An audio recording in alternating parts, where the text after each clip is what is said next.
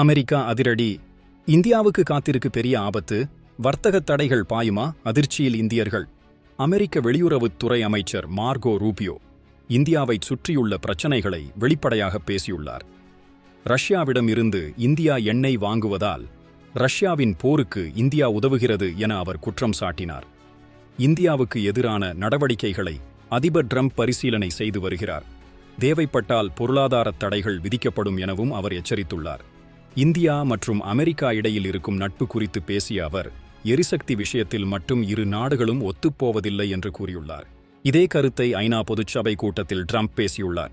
India, சீனா போன்ற நாடுகள் ரஷ்யாவிடமிருந்து எண்ணெய் வாங்குவதை நிறுத்த வேண்டும், இல்லையென்றால் போர் தொடர்வதற்கு இது காரணமாக அமையும் என அவர் கடுமையாக கூறியுள்ளார்.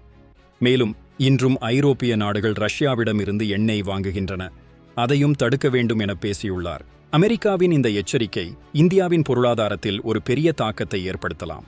ஆனால் இந்தியாவும் அமெரிக்காவும் சிறந்த நண்பர்கள். பேச்சுவார்த்தை மூலம் இந்த பிரச்சனையை தீர்ப்போம் என ரூபியோ நம்பிக்கை தெரிவித்துள்ளார். இந்த விவகாரத்தில் பேச்சுவார்த்தை வெற்றி பெறுமா? இந்தியாவின் மீதான பொருளாதார தடை தவிர்க்கப்படுமா? உங்களுடைய கருத்து என்ன?